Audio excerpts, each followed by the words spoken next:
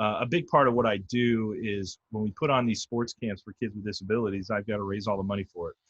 Dave and I have committed to never charging a family for our events, and even though the costs have gotten pretty steep.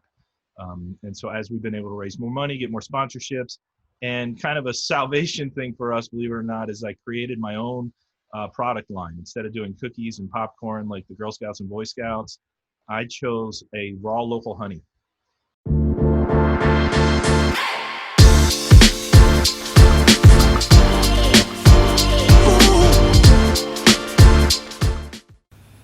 This episode of the Smart Athlete Podcast is brought to you by Solpre.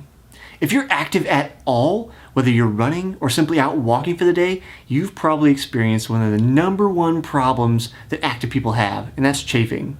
Solpre's all-new, all-natural anti-chafe balm solves that problem while feeding your skin the vital nutrients it needs to be healthy.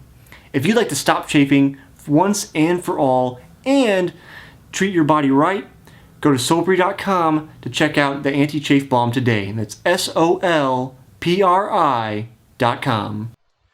Welcome to the Smart Athlete Podcast. I'm your host, Jesse Funk. My guest today is a former national champion at Taylor University, part of the NCCAA.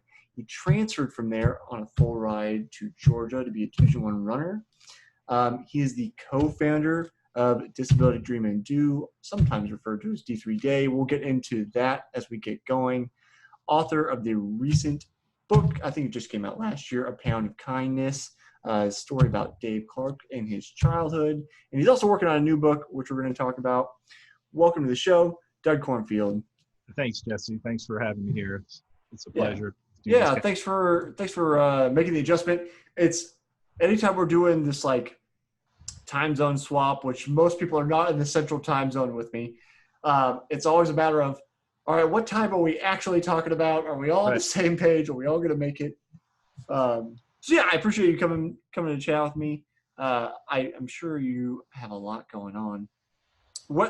Before we got going, you were telling me what were you doing this morning, and then we got off track and forgot we were supposed to talk this afternoon. So I mean, basically, we have very limited disability sports camps going on this year. Mm-hmm.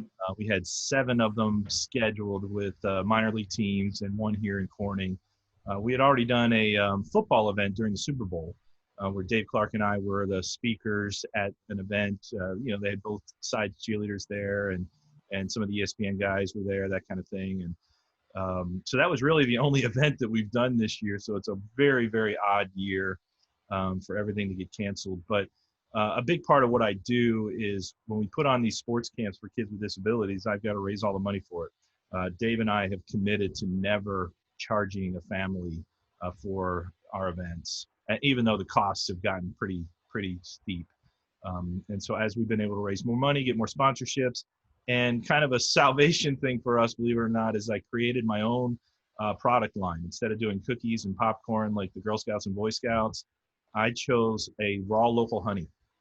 And you would not believe how much honey we sell to make these camps free. And I have 2 adult children that work with me full time. And we kind of made it a collector's mug. I cut Dave Clark's and now Dave Stevens and my children's book logos into a mug with a handle. We fill it with honey, and then we have all sorts of other products, cheese, syrup, my children's book, of course. And that's how we continue to raise money so that we never have to charge these families anything for the camps. And so that's a big part of kind of our small business to support the free camps that we do. See, that kind of thing probably comes more naturally to both of us, and probably even more so you than most people. But I'm sure you probably encountered this growing up, and with your kids probably have seen it too. It's just like there's all these fundraisers, and kids end up selling stuff, and they only get such a small fraction of it. Versus like in your case where you're able to source that product, you can keep a larger proportion to go towards, for you, the camps. But it almost, and maybe it's a skill set thing, but I see it so much. I'm like, I feel like this could be done better. And like the kids could sell things that make more sense to like their community and then also benefit more.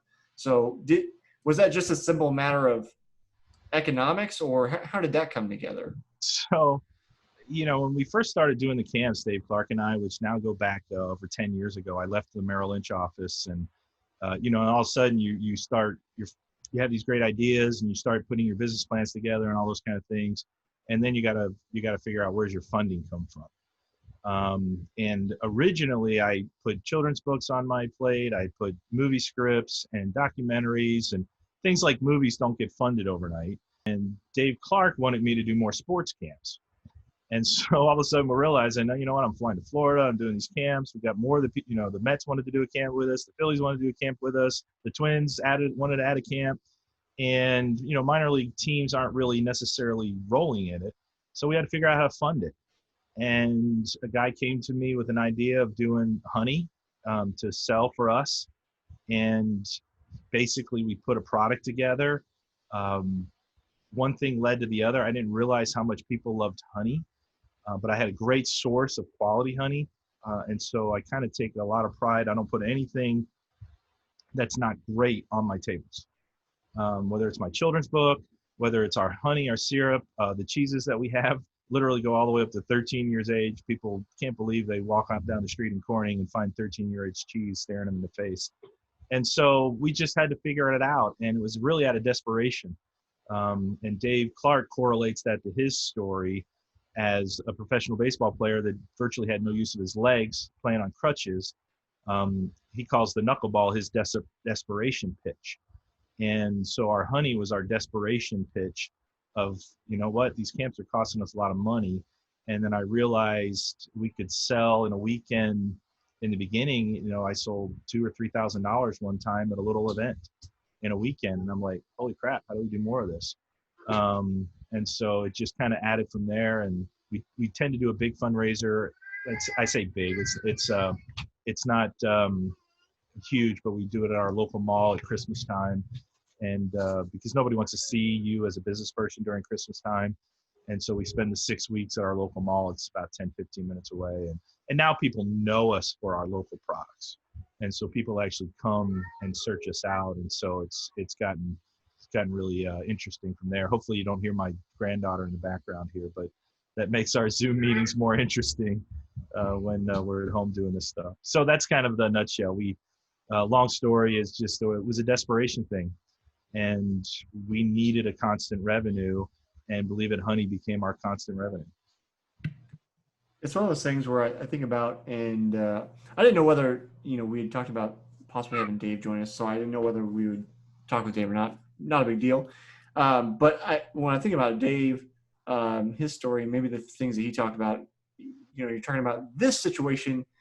I always think about when there's a problem, or where there's an obstacle, there's often an opportunity. When you say, we can't do this, or this is a problem, and this thing is going to happen, or we're going to run into this wall. I feel like sometimes some people will shut down and just be like, well, that's it. Like, it's over with. And then other people will say, oh, okay, this is our goal. How can we achieve it? Yeah, we can't do that. That's a brick wall. But, can we go under the wall? Can we go over the wall? Can we get a sledgehammer and knock through the wall? Like, what can we do to get through that? So, that's kind of really leads into one of our mottos with the sports camps that we do. And I probably wouldn't be sane if it weren't for this statement that I'm going to tell you. When you're dealing with somewhere up to 100 families with differing disabilities, different situations, from intellectual to physical needs to all sorts of different situations, the crazy part of it is there's a lot of problems, and I want people to feel relaxed. And really this statement comes from a friend of mine who is a contractor, construction guy, and he was helping me remodel my own basement. This is several years ago. And I've done some construction work, but I'm not the best. And so I was helping him remodel my own basement, and I was afraid to make mistakes. And he told me, the saying, and I think other people have used it's even in a John Lennon song, no problems, just solutions. And it freed me up to help him more, because so what if I make a mistake? He'll fix it, or we'll fix it. And so at the camps, I try to correlate that no problems, just solutions, because we've run into some significant problems. And when we have those problems, I take a deep breath and try not to get riled by the problem, and immediately saying, okay, what are our solutions? What can we do here? And then you have a story like Dave Clark and my other Dave Stevens, and my son Gideon. I have a son who was born with neither arm developed. And so you put all that together and, okay, these are a problem, but let's not focus on the problem. Let's figure out what you can do. Let's figure out what our situation is. And so what you just said leads into exactly what we kind of want to have people feel at our sports camps, but also how we have to respond and act as well. Now, is that a matter of, you have the sports camps, but I assume you're not just teaching sports. It seems like, you're an example of this as well as Dave. So, even though it's, the book you wrote is like a story from Dave's childhood, and a lot of, I'll say, the press centers around Dave. I still think you have an example of this too, where it's just teaching I'll call it a philosophy or a way of thinking. Is that what's going on at the camp, and the sports is just the wrapping? Yes. As we've been able to kind of analyze what happens at our sports camps, it gets very multifaceted, because it's not just, we're just playing baseball. If it was just about, hey, we're playing baseball with kids with limitations, disabilities, whatever you want to call it, special needs, then it'd be cool, but that's not really what's going on. What's going on is so much bigger, so much broader. I mean, first off, I'm a parent with a child with limitations. So I can relate to these families in a way that not everybody can. Mm-hmm. And so that's one angle that we're looking at. And so because of me, most of the messaging actually is toward the parents and the caregiver. It's not toward the participants who just want to get out there and play. And I can give you some examples. And then I'm bringing Dave Clark and Dave Stevens to the plate, who are guys that had some serious blows, either as Dave as a 10-month-old getting polio, Dave Clark, and Dave Stevens being born with neither leg. And both of those men, what they've gone on to accomplish in spite of their situations, is an incredible opportunity for me to let these parents know that just because you have a child with special needs doesn't mean they're not going to have a great life. Doesn't mean they can't be successful. They might have to do it differently. They might have to walk, talk, act, think outside the box, all those kind of things. But until they try, they're not going to know. And so our messaging is very in line with that. And kind of one of the examples that I use often is that we have parents that come up to us after the camp, or I'll even hear it during the camp, where they'll tell me, I didn't know my son or daughter could do that. And the bottom line is because they were never given a chance. Mm-hmm. They were just immediately, they have this disability. They can't hit a ball. They can't throw a ball. And so they find out very differently. And then I think it opens up their minds by hearing our stories kind of cultivate into the camp. And just to kind of then go on the other level, one of my favorite things is when I'm bringing Dave Clark and Dave Stevens into the locker room with these young pro players. Typically it's single A to triple A is where we are focused. And we're in like a spring training locker room down in Florida, or the double A Mets. I mean, we've even had Tim Tebow and, at our camps, that kind of thing. And here I'm bringing in this guy who's 67 years old. He's pulling up in a scooter, gets up on his crutches, and tells people about his 10-year career of pitching in the minor leagues. And, these guys get pretty bright-eyed. But Dave, that's probably his best element. And when I'm talking about Dave Clark at this point, because he connects with these players because he knows what it's like to be on the road, to be underpaid. They think all these minor league guys are getting paid incredibly well. I mean, they're working 20 hours a day basically because their whole life is baseball. They don't get a break. And yes, they're treated well, at that double A, single A, triple A level compared to probably what Dave Clark had, but it's a grind. And Dave can relate to them. And then these players get to find out about this guy that overcame And then they get to go out and participate and see how privileged they really are and how fortunate. Maybe not privileged is the right word, because they've worked hard to get to where they are, but they're very fortunate. And it's a privilege to be at the level that they're at. And I think they get to experience that very deeply at our camps. Sometimes I think it's easy, I think this goes for anybody, regardless of whether we're talking about somebody with limitations or somebody who's able-bodied. I think it's easy to become complacent with the things you have, right? And be like, it's this balance between the struggle and the drive for more, and also being grateful for the things that you already have, right? Because it's like, I mean, especially those guys who want to make it to the majors. I mean, they wouldn't be out there doing the grind if they didn't want to make it. It's just, so it's like there's that singular focus, but then also the ability to forget about, like, I have the physical ability, I had the background that helped me get here, I was able to spend all the time and put in all the effort. So it's sometimes it's tough to keep in mind how fortunate each one of us is in our own ways for the various, talents and opportunities we've had come our way. Right. Well, we see families, and this doesn't happen as much anymore because we have 80 to 100 families that are participants, so we can't run them all through the locker rooms and things like that. But every once in a while, there's a kid that gets taken into the locker room, or the family gets taken into the locker room, or I'll bring one of my sponsors, who's a local business person, into the locker room, and they get so excited about going to this professional locker room like it's going to Disneyland. Mm-hmm. But as a player, they don't realize what a privilege it is to be in the inner circle.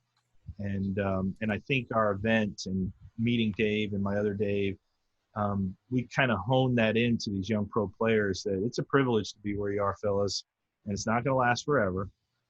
So remember it and work it all the way up as far and take it as far as you can. But just remember, it's a privilege to be in this locker room. So it's interesting. Yeah. So I kind of want to back up a little bit in trying to figure out how did you come about to meet Dave in the beginning? So how did that all come together? Sometimes I think we met each other in past lives, because it's kind of one of those things, because it's kind of crazy, to be honest. Mm-hmm. And even to be doing what I'm doing and traveling all over the country with him, and I'm on the phone almost every day. We're talking about something, whether it's personal or business. And but basically, I was living in Atlanta because of being a Georgia Bulldog. I had 5 kids in the 90s in Atlanta, and my 5th child was born with neither arm developed, as I had mentioned earlier. And so he was pretty young at the time. 2000, he would have been about 1.5 years old.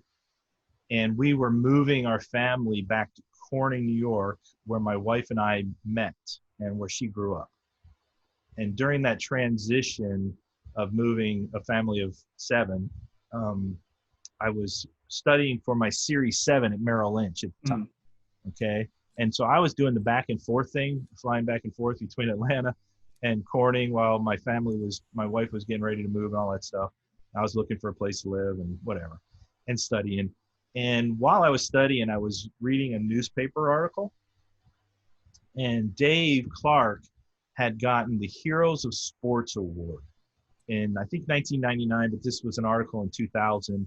And somehow I'm reading this article, I think it was in the Atlanta Journal, Atlanta Constitution, and it's talking about this guy who played professional baseball on crutches. And I grew up in the athletic world. My father was a world-class runner. You already know I was at Georgia, and I played basketball. I did all the sports. That's kind of how we grew up. And played basketball, softball, we wanted to play everything. And, and I knew sports. I got to meet people like Jesse Owens and O.J. Simpson and Bruce Jenner when he was still Bruce, and all those kind of things as a kid. And that was kind of the norm for me. And so when I'm finding out there's a baseball player that played professional baseball on crutches, I'm like, okay, what gimmick was this? Mm-hmm. What was it? I don't get it. I don't understand. And then to make the story even more crazy, it said he was from Corning, New York, which was my wife's hometown. And that made less sense. And so I remember going into my office and talking to my older brother, Kurt, and I said, hey, who's this Dave Clark guy? Do you know this Dave? He goes, yeah, I know Dave. And my brother used to be the director of the local YMCA here before he was at Merrill Lynch. And just kind of a long story short, I was like, oh my gosh, I got to probably meet this guy. And, and at that time I was hunting for new clients as well, as I was very intrigued with his story. So I had multiple reasons to kind of try to network and contact him. And I went to a baseball game that he was coaching locally. Dave had just finished a 10-year career of pitching in the major leagues or coaching in the major leagues of Sweden. He was a 3-time manager, championship coach, but he retired from that and he moved back to Corning. The same year I was moving to Corning. And he was just part-time coach at a local professional team about 20 minutes away in Elmira, New York. And he was just pitching coach when they were at home. And I think he was scouting for the San Diego Padres at the time. And I had my son Gideon, I believe, in my arms. And after the game, I went over to the dugout and asked Dave if he had a minute. And he wound up coming out and talking to me, I don't know, 5 or 10 minutes or so, enough to get his cell phone number. And we set up a breakfast meeting. And so we had a breakfast meeting a few weeks after that. And the one thing that I can remember about the breakfast meeting that I tell people is that when we got done, Dave shared with me that nobody had ever asked him questions like I was asking him. And I think the reason of that is because I was asking him questions about what his parents did. I wanted to know what his parents did. I had a child that was 1.5 at the time. You don't know how that's going to progress. It's got significant limitations. I wanted to know principles of what Dave's parents did. And then that forged a friendship. And then I got to know more about his story. I couldn't believe his story. I still call it the greatest, mostly unknown sports story for those that don't know his story. It's wacky, crazy. And then, of course, I start getting, this should be a movie, and this should be this, and this should be that. And instead of just dreaming about it, I started working on those things. See, it reminds me of, I don't know why, I just blanked on his name. A previous guest I've had who was born without one of his legs, and he trained to become, he didn't quite make it. He was trained to become a Paralympic swimmer. And I think he was talking about himself. Maybe he was telling me about another person, but I believe he had mentioned, again, hopefully my memory's not faulty, that he wasn't treated, like his parents didn't treat him really any different. It's like, you've got to navigate the world just like anybody else has to navigate the world.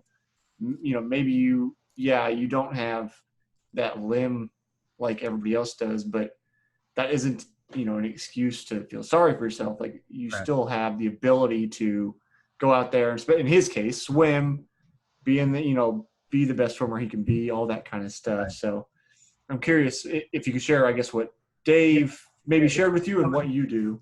Very similar. It's, first off, big messaging is don't hold your children back just because they have limitations. And every situation is different there. You've got kids with intellectual situations that we're dealing with. Mm-hmm. You have physical, you have both. And so you obviously don't let a child go who's just going to walk into the middle of the street and get hit by a car. Right. But on the other hand, and it's easier coming from Dave here because he is the guy that lost the use of his legs to polio. Yeah. And, so when he shares it, I think it has a lot more weight when he tells the parents, hey, let the leash go a little bit. They might fall, they might even get hurt a little bit. The chances are we're going to be able to brush that off and it's going to get better, but they're going to learn that it's not about the fall, it's about how you get up. And so, and a lot of people talk about those kind of principles, but when you're a parent with a child with, differences, it's a little harder, to let that leash go. And so that was definitely one of the principles. And then the other thing that Dave Clark, and this was one of the goals my wife and I really had for Gideon, specifically my son, is that we wanted Gideon to have the ability to make others around him feel comfortable. Mm-hmm. because people are going to stare. People are going to, kids are going to come up and say, "What happened to your arms?" And, Gideon deals with this all the time. Yeah. Kids have no filters. Yeah. And of course, then the parents get horrified and they're like telling their child to shut up. And we kind of take a different approach. And Gideon's become very good at this. And Dave Clark is very good at this, where you become very comfortable and almost don't even see the disability, after a very short time. It's like, it's not even there. And that's definitely one thing where Dave was a shining example for me and for us, because he's so, and part of that's personality too. But it's also a mindset of how you got to think, and you don't get offended if somebody says the wrong thing, and you don't get upset if a child comes up and says, "Hey, what happened to your arms?" Because it's a child. It's they're not like being mean. And so being able to filter that out and know what's mean and what's not mean. And, and I think Gideon is, as he's become a man now, he's 22 years old, is very, very good at communicating comfort to people very quickly. And so that was a great thing that we learned from Dave. Is there a specific strategy that Dave or your son uses? I know, again, I can't remember who this was. This is not my guess, but I remember someone speaking about basically using humor as a way to diffuse the situation, and they were very quick-witted about it, and that's how they made people kind of relax. Is it just a matter of just be yourself and don't worry about it? I think where it is the most impressive thing that I know about Dave Clark, and I could say my son Gideon, is that they're just real. Mm-hmm. And being real is the key. Because if somebody says something and it hurts your feelings, or you don't like the way they said it, it's hard not to be real. It's hard to say, there's I don't know if we can swear on this show or whatever, but yeah, you can. It's fine. Because this is just the true story. Dave was in the stadium, in a packed out stadium, and this is in the mid 70s, and he goes in to become a relief pitcher. Mm-hmm. And there was basically the loudmouth, fan, the roughneck fan or whatever, probably had his wife beater shirt on, that kind of thing. And yeah. And when Dave comes into this, coming out to be the relief pitcher off his crutches, this guy's yelling so everybody can hear it, "Knock the crippled bastard out." And of course he didn't like that so much. Of course he wound up trying to hide in his glove and doing the middle finger salute to the fans, and it didn't go over so well because it was an away crowd. And basically, so I mean, he doesn't like that kind of treatment, right? But if and part of one of the things that's a fine line that Dave liked is when he got treated like any of the other players, right? Like when he got brushed back when he was at the plate, he would get somebody would come inside when he was batting. We actually have an example of that. Of a guy that we talked to here recently and that saw Dave play, and he got mad because he saw somebody brushing Dave back and his crutches were flying everywhere. And Dave was like, "Oh, no, I liked it when they were giving me everything they had, and that's what I wanted." They basically, so there's different perspectives there. But humor, Dave is very humorous. We can joke around. Gideon, is very humorous.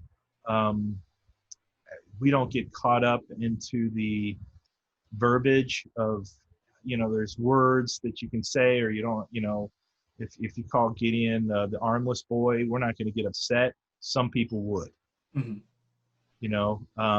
Because that's not the correct sentence these days. Right. The correct sentence is Gideon was born with no arms. You always put the person first. Right. We tend not to get to, you get semantics on all those kind of things. And, it's kind of a, don't get too, don't major on the minors kind of scenario. Right. So that's what we're dealing with there. At least from I don't have a lot of personal experience. So take that for what it is, but it's when you're talking about semantics, it seems like not worrying about it comes from a place of thinking about ignorance versus maliciousness. Like often it's probably going to come from a place of ignorance rather than somebody trying to be mean. They just don't know, what would be the preferential way to say something. Yeah, and it's, there's fine lines with all this stuff, and obviously living in a world where we don't even know what to say, that can be considered politically incorrect or whatever. Yeah. And I don't need to give examples because probably everybody has their own, but um, I think we need to unwind and not be so uptight. People my age, we were told sticks and stones may break our bones, but words will never hurt us. And today, everybody's getting all caught up about some words, and I'm not worried about the words, because I can choose to let those words pass by. I don't like bullying. That's why I wrote a story about my story is anti-bullying on my children's book. Dave doesn't like bullying. He didn't like the bullies. He remembers the bullies, as a child with crutches and braces. He remembers them by name. Mm-hmm. And he didn't forget them, but he also didn't forget the people that helped him. And so people got to remember that there's two things you're going to remember in life: the people that really treated you terribly, and the people that were kind to you. So that's A Pound of Kindness. That's Dave's story from when he was younger, right? So it is. The story happened when he was in first grade, and it's one of those stories that Dave, I think the first time he shared it publicly, I had gotten him a speaking event at the National Consortium of Academics and Sports. He was on a panel for diversity. It was a pretty big thing in Orlando at the then Peabody Hotel and Richard Lapchick's organization. And you can Google Richard Lapchick. He runs the National Consortium of Academics and Sports. And Dave was on this panel, and they wanted him to speak 20 minutes before the meeting started. People like Jeremy Schaap were there. I mean, it was a pretty big, connected meeting. And Dave, this is when Dave used to get up with notes in his hands, mm-hmm. And no kind of keynote situation with multimedia and things like that, like we speak with now. But he literally got up with notes in his hands. He shared 3 stories. And one of them was the story that we now tell all the time. And basically, if we can flash back to 1958, and you got this little boy that's realizing he's different when he's in school, because really up until he was in school, he was never made to feel different. His parents didn't make him feel different. His brothers didn't make him feel different. And now he goes to school and he's different. All the other kids aren't wearing crutches and braces. And he had those like very heavy metal leather braces like Forrest Gump. Yeah. Okay, so very heavy. And his first grade teacher announces a field trip where the whole class will be walking but 5 blocks away to the fire hall. So for most kids back then, and even today, I found that's being a fireman is one of the top things that boys still want to be and girls still want to be today. So kids are excited about going to the fire hall in 1958 in first grade when they're 6 years old, but not Dave. And it was not excited because he knew he was not going to be able to keep up. He knew he was going to get left behind, and he probably knew he was going to get bullied. His classmates were already doing things like calling him Olio, which rhymed with polio, and Dave just couldn't, obviously those were things that are not fun memories. Yeah. So we flash forward. He had about 2 weeks to dread this coming field trip of being left behind, and he had so much anxiety that he clearly remembers even trying to act sick the morning of the event with his mom. But as he would say, his mom was a tough old lady and was old school. And basically she said, Dave, you're not sick. Get to school and get to school now. And so off to school he goes, and he's got all this anxiety building up. And when the teacher, Mrs. Lewis, finally called the class to get in line, Dave remembers going to the back of the line thinking, this is going to be the worst day of my life. And lo and behold, as he gets in line, one of his classmates, and Dave never forgot his name is Ernie Pound. And Ernie brought his radio flyer wagon to school that day to pull him. And Dave simply never forgot that act of kindness. You can kind of see it in my background here. And Dave told that story at this National Consortium of Academics and Sports, and you could have heard a pin drop. But where Dave gets super emotional when he shares this story, even as many times as we've now shared this story. Because where I come in is when Dave wrote a book on his life. It's called The Diamond in the Rough, the Dave Clark story. So when he wrote that book with a local author, I was his financial advisor at the time, and I was helping him get book signings in the area. And I was just doing these book signings just out of the, because I love this story. We've become friends by now. I was actually pushing him to write the story. And so I'm setting up these book signings, and I'm rereading the book while I'm doing that in my office on some break times. And in chapter 2 is when he shares this story, and he thanks Ernie Pound. Well, every time I had read it, and this is probably not the first time, it wasn't the first time, I would get the goosebumps as a father with a child with limitations. I'm sitting here, and then I'm like, I've got to find this Ernie Pound. And wound up going to the phone book. It's probably the last time I've ever gone to a phone book. And I found an Ernst Pound in the phone book, living about 45 minutes away from here. And I had one of those awkward phone calls, because back then I think it would have probably said Merrill Lynch, on his caller ID. Oh, yeah. He was not wanting to talk to me, because I asked, I said, is Ernie Pound there? And somebody goes and gets him. And I start telling him that if this is the Ernie Pound that went to kindergarten or first grade in Corning, that he's thanked in a book for something he might not remember. And what he told me on that phone conversation was that he remembered the radio flyer wagon, but his family had left the area in first grade, after first grade. And Dave and he had not seen each other in 45 years.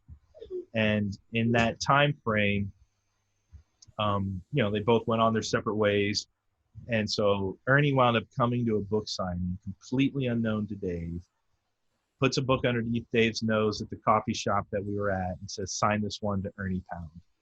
And the emotions got pretty raw and thick. And every time Dave even tries to share about the reunion, I actually, now in our speaking engagements, I usually talk about the reunion, because he's tired of crying in front of everybody. Yeah. Because he's a wuss now. He's 67 years old. And so anyway, so that story, we've been telling it so much. And I knew I actually have a background in the children's entertainment world in the 90s when I was in Atlanta. And so I just felt like it's always about the story. Mm-hmm. And the story is teaching kindness. It's teaching, it's an anti-bullying story. It teaches inclusion, the importance of inclusion and how it makes people feel. And it's such a simple thing. The little boy brought a wagon, but it was never forgotten. Yeah. And so because his name's Ernie Pound, we came up with the title, A Pound of Kindness. Yeah. It's a good story. So how's distribution going so far, I guess? So we printed like 4,000 last year, and I'm down to maybe a couple hundred books right now. Okay. We were on a roll. I'd probably be printing more right now if it weren't for COVID. Yeah. Because we were actually getting into some schools. Schools were hiring us to come. They were buying 500 books in some cases at a time. Yeah. All that's been on pause. We've got one speaking event in October at a college. I don't know how many books we'll sell at the college, but we also spoke at one of the largest disability conventions in the country last year in Orlando. Mm-hmm.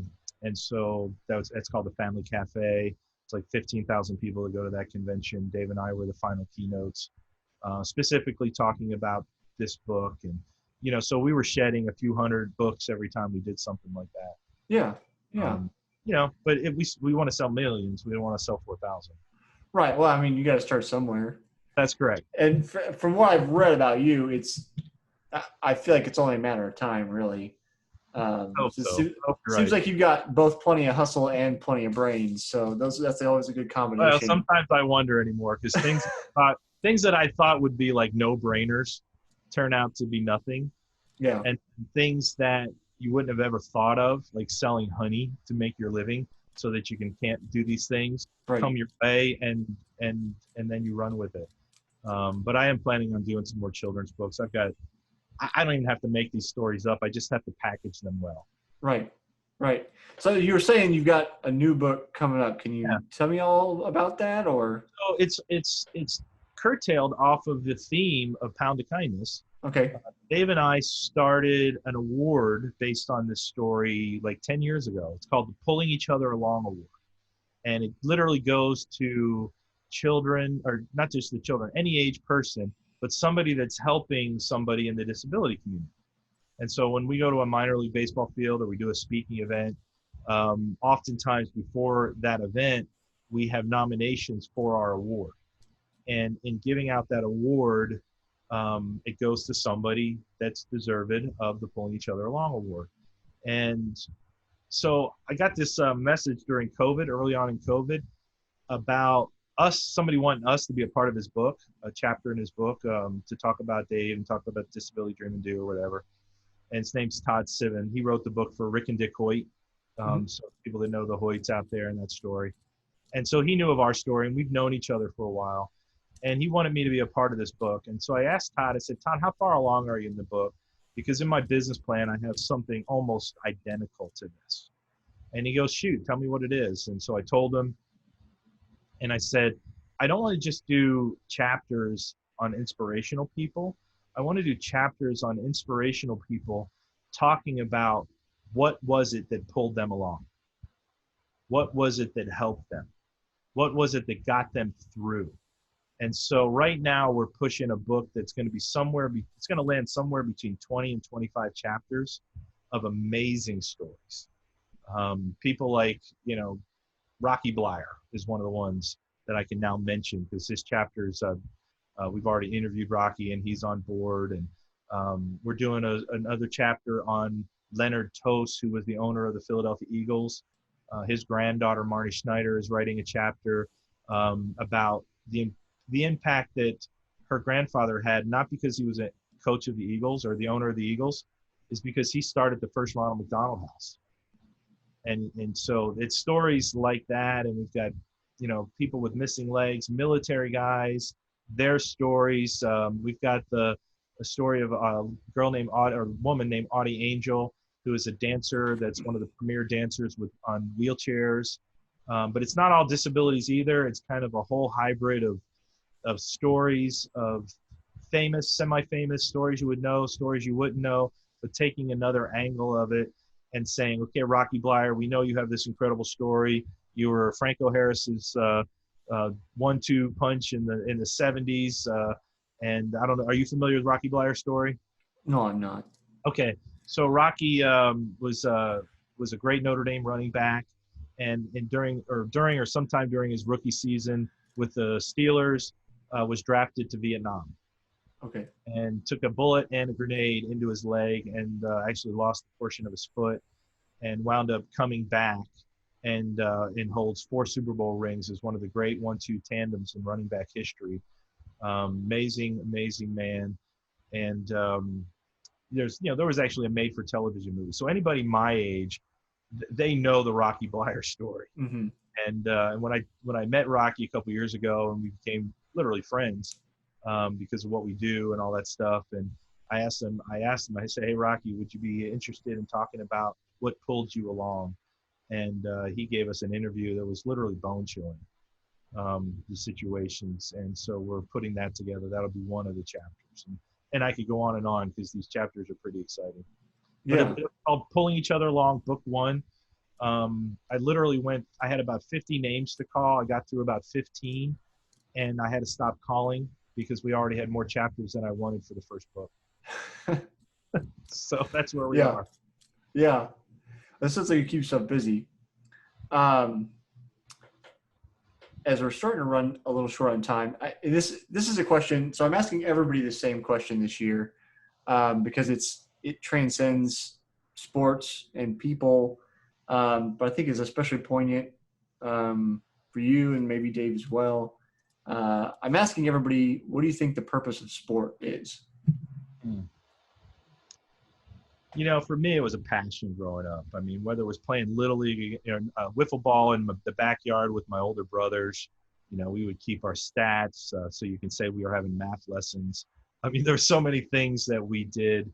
But for me, it was also all right, you got to do 1, 2, 3. You can be good. You can be athletic. But you get to a certain level, you got to be athletic and you got to work hard. Mm-hmm. And then you're going to go against guys that are just as talented as you are or more talented than you are that are working harder. But competition, if we don't keep competition going in our country, our country will fail. And I think sports is a wonderful training ground. And I know this has been stated, and I don't want to get political because that's Dave and I, we stay completely out of the politics of this world. But the whole process of what kind of happened, where everybody wins and you gotta give a trophy to everybody, and that mentality, I hope we get away from that. Mm-hmm. There's a time for that. There's a time to always be encouraging, and it's not always about winning. But sometimes we have to learn how to lose so that we can win more the next time. Mm-hmm. So losing is a wonderful lesson. I didn't win every track meet. I didn't win every basketball game. I don't like to lose. I thought I was competitive until I met people like Dave Clark, and then I realized how uncompetitive I was compared to people like him. Uh-huh. And so we learned so much. We learned camaraderie. We learned how to work together, even in things like track and field. You would think that's not a team sport, but my college team, we were very much a team sport. Oh, yeah. We were very much pulling each other along. We were helping each other. We were encouraging each other. We were working out together. Yes, we were racing against each other at times too. However, we were teammates, Mm-hmm. and we were pushing each other. And I don't think for me personally, that was more of a learning lesson than anything I got in the classroom. That's for me. But some people, it's music, and I have a music background a bit too. And you have to practice those things. You have to learn those things. And I think all of the arts, and it culminates into a more well-rounded life. And to me, sports is very, very important. On the other side of it, it's not everything, and it's not everything for everybody. And we even try to make that case at our Disability Dream and Do sports camps. It might not be baseball or football or basketball or track or whatever that your child is going to succeed in. But whatever that is, whatever they want to do, let them see how far they can take it, Mm-hmm. and don't hold them back from it. And so, but I think for me, sports was the easy thing. I was fairly athletic. I come from an athletic family. We were competitive. Whether it was playing pickup sticks against my brothers, man, we wanted to win. And winning, and that desire to win makes you better. Yeah, yeah. Doug, if people want to find the book, see what you and Dave are up to, any of that kind of stuff, where can people find all that? Yeah, so the best place to go to order the books are books right now. We have a coloring book that goes along with our children's book that you can't get on Amazon. You can get the children's book on Amazon, but basically they take all the money, and we don't like Amazon. So I said that before. But a poundofkindness.net is the best place to go. And if you use D3 Day as your promo code, they would get free shipping at least. Okay. They don't have to put that in there because literally these are how we raise money for our sports camps. You can get Dave's book on there. You get a combo. There's a collection. Obviously, go to poundofkindness.net. And then if you want to learn more about the sports camps specifically, go to d3day.com. That's the best place. Although it's not really updated right now. We only have one event that we're working on, and it's in conjunction with the Hartford Yard Goats. But we have to do it very differently, with all the COVID specifications, and much smaller. We're limiting it to 25 people, and literally that's one of the things I had to come home to do, was to send out the email invite.